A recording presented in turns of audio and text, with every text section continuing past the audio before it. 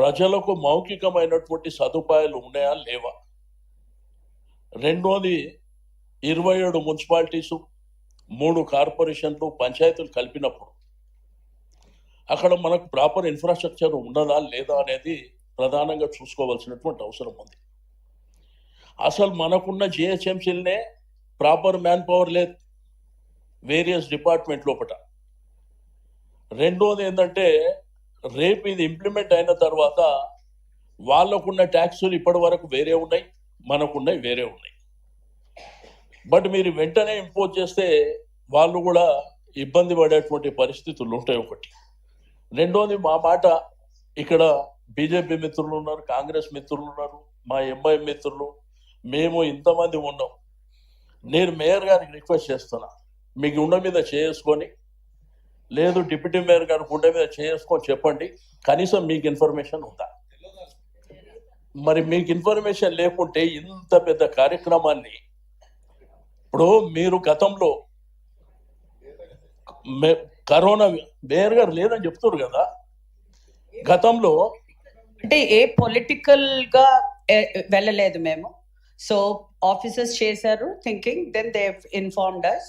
చేశాక యునో అది గెజెట్ లోపల వచ్చింది అంతే. నేనేమంటున్నా అంటే మేయర్ అనేది పొలిటికల్ కాదు మేడం, మేయర్ అనేది పొలిటికల్ కాదు. ఎస్, మీరు ఇక్కడ ఉన్న అంటే ఈ రోజు సభలో నేను కూడా ఒక కార్పొరేటర్ గా నేను అనుకున్నాను కాబట్టి, అంటే even I should have been known అని నేను అనుకున్నాను. నా రిక్వెస్ట్ ఏంటంటే మీరు ఈ 149 మంది మీతో కలిపి 150 మందికి మేయర్, ఇన్క్లూడింగ్ మా ఎక్స్ ఆఫీషియల్ మెంబర్స్ కూడా మీరే మేయర్. మీరు గతంలో మీరు చూసారు, మీ ఆధ్వర్యంలో కరోనా వైరస్ వచ్చినా కానీ, లేకపోతే సిటీల వరదలు వచ్చినా కానీ, మనం ఏదైనా డిసిషన్ తీసుకుంటే అందరం కలిసి కూర్చొని తీసుకున్నాం తప్ప ఇండివిజువల్గా ఎక్కడ తీసుకోలేం మేడం.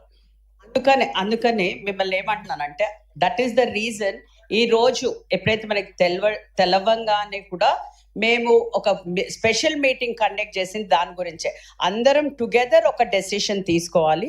ఎవ్రీ కార్పొరేటర్ని నేను అంటే గౌరవిస్తూ ఈ రోజు అందరి ఆవేదన కూడా మేము వినాలనేసే ఈ రోజు మీటింగ్ కండక్ట్ చేయడం జరిగింది. So I hope you all understand.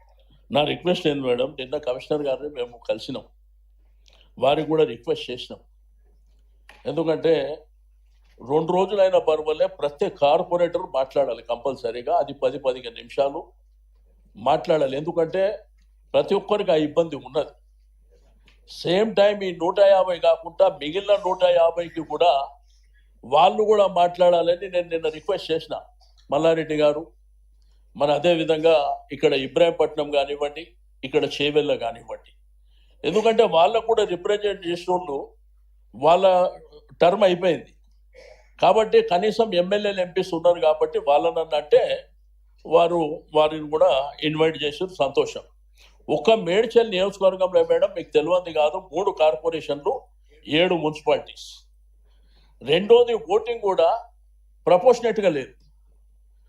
ఒక దగ్గర 18,000 ఉంటే రెండో దగ్గర 57,000 ఉన్నాయి, 70,000 ఉన్నాయి. ప్రపోర్షనేట్గా వేరియేషన్ ఎంత ఉండాలి? 5% వేరియేషన్ ఉండాలి. రెండోది ఉస్మానియా యూనివర్సిటీ పక్కన బాగ్లింగంపల్లి ఉంది మేడం.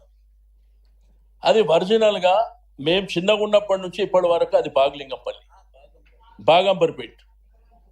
ఆ బాగంబర్పేట్ని డిడి కాలనీ అని చెప్పేసి అదొకటి అబ్జెక్షన్ చెప్పినాం. మోండా మార్కెట్ విషయంలో కూడా అబ్జెక్షన్ కూడా చెప్పినాం. అయితే ఇవన్నీ అంశాలు ఏంటంటే మాకంటే ఎక్కువ కార్పొరేటర్లకు ఐడియా ఉంటుంది కాబట్టి, కార్పొరేటర్లు వాళ్ళకు అవకాశం ఇచ్చినప్పుడు వాళ్ళు మాట్లాడడానికి అవకాశం ఉంటుంది ఒకటి. రెండోది, ఇంత పెద్ద నిర్ణయం ఈరోజు ఏంటంటే జనాభా, ఒకప్పుడు ఓన్లీ హైదరాబాద్ ఉన్నప్పుడు మనకున్నటువంటి జనాభా, మనకున్నటువంటి ఫెసిలిటీస్ కూడా 5 లక్షల వరకు ఉండే. సరే, కాలక్రమేణా విస్తరించింది, పెరిగింది. రెండోది, మన కమిషనర్ గారు చెప్తుండ్రు, ఇప్పుడు గవర్నమెంట్ ఆఫ్ ఇండియా కూడా ఒక ఆర్డర్ చేసింది, కులగణన జరగాలి, దాంతోపాటు ఇది లింక్ చేస్తాం. ఇది ఒక హిస్టారికల్ నిర్ణయం. ఇది దానికి దీనికి లింక్ చేయవలసినటువంటి అవసరం లేదు, ఎందుకంటే బౌండరీస్ కూడా చాలా మారిపోయినాయి. కాబట్టి రకరకాల అంశాలు, ఒకటి ఏంటంటే ప్రజాస్వామ్యం లోపల మనకు ప్రజలే ప్రధానమైనటువంటి, ఈరోజు బస్తీ సంఘాలు కానివ్వండి, కాలనీ అసోసియేషన్స్ కానివ్వండి, గేటెడ్ కమ్యూనిటీస్ కానివ్వండి, ఎవరిని కన్సల్ట్ చేయలే మేడం. రెండోది, మా కార్పొరేటర్లు అందరూ ఏ పార్టీ అయినప్పటికీ వాళ్ళు అక్కడ ఉన్నటువంటి వార్డ్ ఆఫీస్కి పోయి వాళ్ళని అధికారులను అడుగుతా మాకేం తెలియదు అని చెప్పి వాళ్ళు చెప్తారు. మరి ఇదంతా వ్యవస్థ చేసేది ఎవరు? అక్కడ అధికారులు చేసినప్పుడు మరి వీళ్ళందరికీ. రెండోది, మీరు లాస్ట్ టైం మొన్న మాట్లాడినప్పుడు మీరు రాత్రి వరకు ఉండండి, కార్యక్రమాలు జరిగే వరకు ఉండండి, నేను గుడ్ న్యూస్ చెప్తున్నా అని చెప్పారు. మీరు లాస్ట్ గుడ్ న్యూస్ చెప్పారు వాళ్ళకు. 2 కోట్ల రూపాయలు వాళ్ళకున్న టర్మ్ ఎంత మేడం? 2 నెలలు టర్మ్ ఉంది. ఇప్పుడు వాళ్ళు రిప్రజెంటేషన్ తీసుకొని ఎక్కడెక్కడ వర్కులు, వర్షాలు పడ్డాయి, రకరకాల ఇబ్బందులు ఉన్నాయి, వాళ్ళు ఇప్పుడు పోయి అడిగితే ఇన్ఛార్జ్ మినిస్టర్ సంతకం పెట్టాలన్నట్ట. ఓకే, పెట్టిపోయండి. కానీ మరి వాళ్ళు ఎప్పుడు వాళ్ళకు లాస్ట్ అవకాశమే కదా. దాన్ని మళ్ళీ టెండర్ ప్రాసెస్ ఎప్పుడైతుంది, వాళ్ళ ఫౌండేషన్ ఎప్పుడు వేయాలి, ఇవన్నీ కూడా మీరు దృష్టిలో పెట్టుకోమని చెప్తున్నా. కాబట్టి నేను దయచేసి గవర్నమెంట్ ఎప్పుడైనా ఒక మంచి నిర్ణయం తీసుకుంటే మేము వెంటనే అపోజ్ చేయం అధ్యక్ష. వెంటనే అపోజ్ చేయవలసిన అవసరం కూడా మాకు లేదు. కానీ ఇక్కడ ఉన్నటువంటి ప్రజలని కాన్ఫిడెన్స్లోకి తీసుకుంటారా? ఒక్కొక్కరు 40, 50, 70 వేల మెజార్టీతో గెలిచి 70 వేల ఓట్లున్న ప్రాంతంలో గెలిచినటువంటి వ్యక్తులు వీళ్ళే కదా, ఇక్కడ ఉన్న వాళ్ళే కదా. మరి ఏ కార్పొరేటర్లన్నా కన్సల్ట్ చేసిర్రా? అది దయచేసి. కాబట్టి నేనేమంటున్నా అంటే ఇది అదే మరి చేయకండి. మీరు కావాలంటే ఒక నెల టైం ఇవ్వండి. నెల టైం ఇచ్చి అధికారులను కూడా ప్రజాప్రతినిధులతో పాటు అక్కడ ఉన్న బస్తీ సంఘాలు, గేటెడ్ కమ్యూనిటీ, కాలనీస్తోని ఫిజికల్గా వాళ్ళు సర్వే చేయమని చెప్పండి. అట్లయితే ఎవరికి ఇబ్బంది లేకుండా ఉంటుంది. కాబట్టి రెండోది, నేను కమిషనర్ గారికి రిక్వెస్ట్ చేస్తున్నా, ఇవాళ రేపటికి కూడా మీరు పర్మిట్ చేయాలి మేడం.